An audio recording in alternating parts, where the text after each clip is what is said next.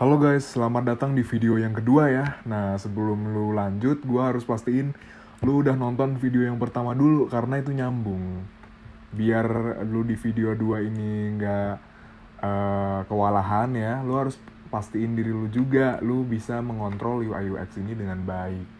Oke? Oke, kita lanjut ya. Gua di sini bakal ngenalin kalian yang namanya komponen. Komponen terbagi menjadi dua, seperti gue bilang di awal. Ada yang mengandung data, ada yang mentransformasikan data atau mengolah data atau semacam itu. Pokoknya ada yang mengandung, ada yang mengolahnya gitu. Singkatnya seperti itu ya. Bahasa kitanya kayak gitu. Sebenarnya bahasa teknisnya ada lagi, tapi kayak gue simplify supaya lu pada paham. Oke? Komponen yang mengandung data disebut juga container atau parameter. Dia adanya di sini. Oke, kita zoom, kita gedein windownya. Params atau parameter. Parameter bisa berupa geometri, berupa angka, berupa warna, grafik, waktu, data yang lain-lain yang berupa file misalnya. Number slider itu juga termasuk ya. Ini banyak nih, kalian bisa cek. Oke. Parameter yang sering dipakai oleh Grasshopper karena kita ingin menciptakan bentuk, tentunya geometri dan angka dan grafik juga. Itu yang paling sering dipakai. Geometri, angka, grafik. Geometri bisa berupa circle, curve, line juga ada, rectangle, dan lain sebagainya yang bisa lihat di sini. Banyak banget.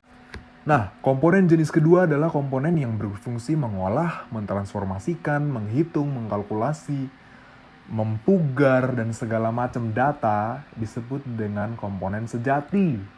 Atau ya dalam bahasa Inggris ya udah disebutnya komponen aja gitu. Contohnya nih yang memiliki ciri khas. Dia punya ciri khas khusus. Oke? Ciri khasnya apa? Dia punya input lebih dari satu.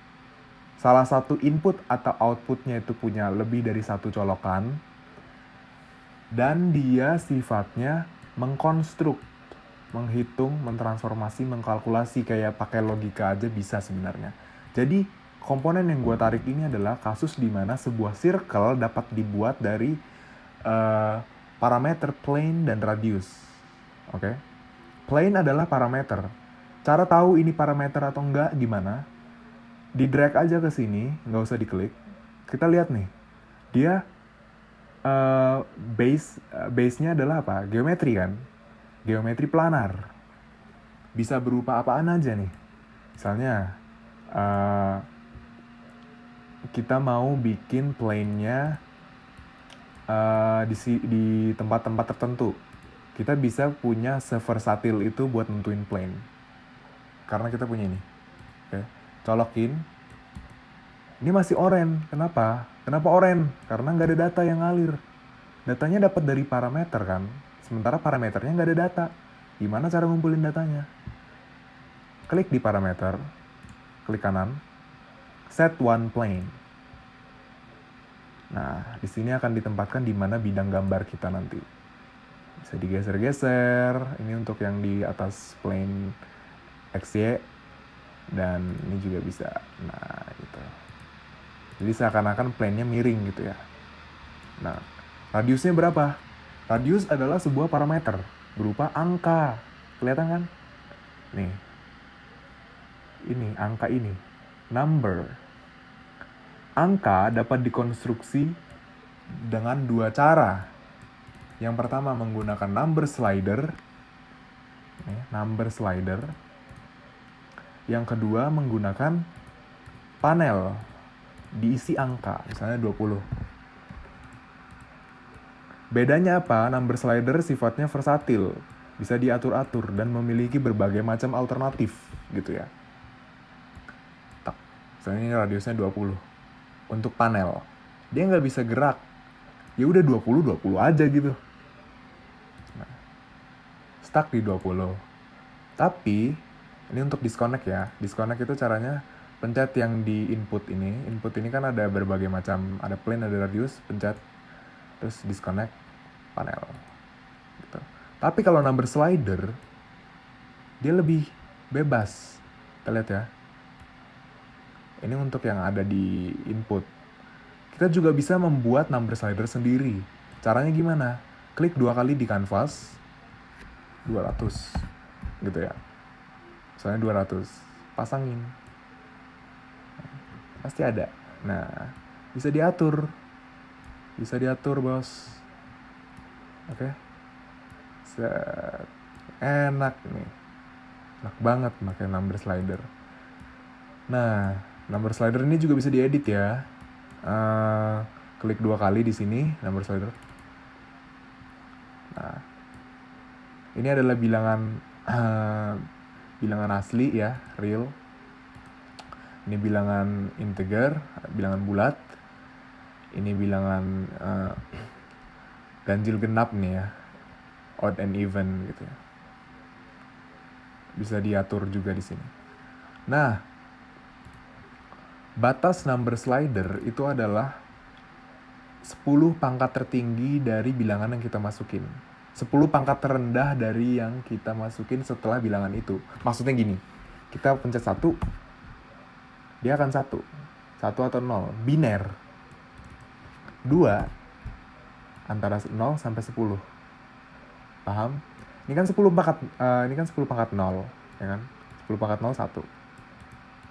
Ini 10 pangkat 1. Kalau misalkan kita tulis 20, dia ada di atas 10 pangkat 1, maka batasnya adalah 10 pangkat 2 atau 100. Kita tulis 101 misalnya. Kenapa ujungnya ada di 1000? Karena 101 lebih besar daripada 10 pangkat 2. Gitu. Aturannya gitu ya. Number slider hanya berlaku untuk sesuatu yang kita mau bikin alternatif. Untuk sesuatu yang konstan, pakailah panel. Kita nggak mau angkanya berubah-ubah. Panel aja udah. Oke, paham? Nah, ada komponen yang warnanya oranye. Artinya tadi gue udah bilang ya, gue udah sempet singgung di belakang lagi, di sebelumnya. Di sebelumnya, kalau oranye artinya dia nggak punya data. Nggak ada data yang masuk. Sekabel-kabelnya bakal oranye. Ini coba ya, circle. Kita konstruk circle dari ini. Nggak akan bisa oranye artinya kosong, kekosongan data. Ya. Gimana kalau misalnya parameternya nggak sesuai? Ini diminta apa? Geometri planar. Tapi kita masukin number slider, iseng aja gitu. Ya nggak kebaca, merah. Nggak bisa lah dia mengkonversikan angka ke plain. Angka yang berupa sesuatu yang kita input di number slider tadi, misal bilangan asli, bilangan odd even. Itu nggak bisa. Makanya kita harus cermatin ini, terkonstruk dari apa aja. Gitu ya. Oke, lanjut. Gue di sini bakal ngasih tahu basicnya bagaimana geometri ini ada gitu ya di konstruk. Karena gini, setiap parameter ini bisa menghasilkan sesuatu yang baru berupa output. Betul? Parameter masuk ke komponen, keluar sebagai output. Parameternya misalnya adalah sebuah plane dengan radius sekian, dia akan membentuk circle ini kan. Circle ini kita gimanain sih? Apa yang bisa terjadi dengan circle ini gitu. Bisa aja kita circle-nya masukin lagi ke circle. Sebuah geometri circle yang berupa parameter. Kenapa enggak? Karena dia punya input, masukin aja. Betul? Jalan tetap. Nah, circle ini mau diapain sih? Gitu kan. Logika bermain bentuk dalam Grasshopper itu adalah kita tuh mau ngapain bentuk itu. Bukan kita dikontrol oleh Grasshopper-nya, tapi kita mengontrol grasshoppernya. Circle ini mau diapain sih? Mau dibikin surface. Coba, gimana caranya biar circle ini tertutup menjadi sebuah surface? Surface. Coba, hubungkan circle yang sebagai output tadi ke parameter geometri surface. Dia akan terkonversi secara otomatis menjadi surface. Dan surface ini akan terhubung ke komponen-komponen lainnya yang memerlukan surface, yang ada pada kategori surface. Oke. Kita mau tahu nih, di tengah ini, titik pusatnya itu di mana sih? Sebuah planar yang miring, yang gak jelas. Kita perlu tahu titik pusatnya di mana. Sekarang, aku pengen tanya logika dasar. Sebenarnya, circle itu adalah massa atau massa yang memiliki ruang atau ceperan. Jawabannya adalah sesuatu yang memiliki luas atau ceper. Ya kan? Kita mau tahu titik tengahnya ada di mana. Betul? Oke. Ada hal komponen lanjutan yang bisa membuat kita tahu di mana titik tengahnya ini. Namanya area. Ya. Ini geometri, betul? Masukin aja. Titik pusatnya di sini kan, betul. Nah, ini yang disebut dengan centroid. Oke, paham? Inilah centroidnya. Nih, centroid. Centroid ini bisa kita kontrol sebagai suatu poin. Bener gak? Kita konversikan centroid ini menjadi poin. Ketika kita klik poin, maka dia akan di sini. Ada di sini. Bagaimana kalau misalkan gue mau bikin suatu garis yang menembus melalui titik ini? Bisakah garis yang tegak lurus dengan surface yang berdiri secara nggak jelas ini? Bisa. Kita punya komponen lagi, komponen sejati yang bisa dikonstruk dari berbagai macam parameter. Kita udah punya parameter ini, ya kan? Kita mau konstruk sebuah garis. Adanya di mana? Line. Tapi line-nya yang mana? Apakah line komponen atau line parameter? Di sini logika kita main. Logika yang baik adalah bagaimana kita memahami bahwa sebuah parameter harus bisa dikonversi oleh sebuah komponen, sementara parameter tidak bisa dikonversi oleh parameter yang lain. Paham? Ini adalah sebuah parameter, maka yang harus mengkonversikannya adalah sebuah komponen sejati, yaitu line. Line ada banyak ya, BTW. Ada yang ini, ada yang ini. Nah, bedanya apa? Line yang ini adalah berupa skalar. Yang ini berupa vektor. Udah ngerti kan tentang skalar dan vektor? Oke. Gini. Sebuah line yang mau dikonstruk tegak lurus dengan jarak tertentu, dia memiliki arah kan? Oke. Nah, line ini harus memiliki start point. Ya kan? Lihat. Line start point. Kita periksa aja nih. Kita bisa periksa setiap input yang ada di sini. Start point. Start point berarti ya udah geometri point ini. Betul? Kalau udah berubah menjadi light gray, artinya komponennya udah bisa bekerja gitu. Sebenarnya ini juga nggak diperluin. Bisa aja dihapus. Masukin aja. Yang penting ini terhubung pada parameter. Ya kan? Oke. Start point-nya ini.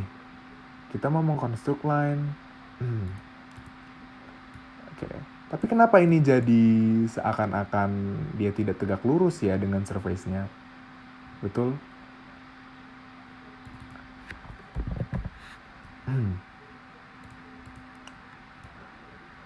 Oke. Kita tahu basicnya dulu deh ya. Direction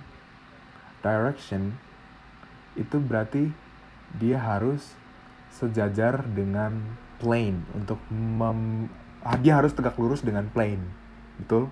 Kalau mau line-nya tuh dikonstruk tegak lurus dengan surface yang telah kita buat tadi. Oke. Direction ini basisnya apa? Sebuah vektor, betul nggak? Arah, besaran yang memiliki arah. Nah, ada namanya vektor. Vektor ini banyak ya, random. Vektor ini ada yang berupa parameter, ada juga yang berupa unit vektor. Nah, gimana caranya biar tegak lurus sama yang ini? Kita harus tahu dong ini plane-nya yang mana. Plane-nya yang ini kan. Ya kan? Dia bakal jadi tegak lurus tuh. Ya. Vektornya tegak lurus dengan plane yang ini. Betul? Nah, sebenarnya grasshopper itu lebih bagaimana kita melogikakan sebuah komponen terkait dengan parameter-parameternya. Kita mau sepanjang apa sih vektor ini, line ini? Ada yang namanya length. Length ini berupa number, lihat. Kita inspect, oh number. Pakai aja number slider 100 misalnya. Dia akan ke sono panjang. Ya kan? Betul. Oke, mantep kan? Keren. Walaupun masih berupa gasing ya. Oke, lanjut.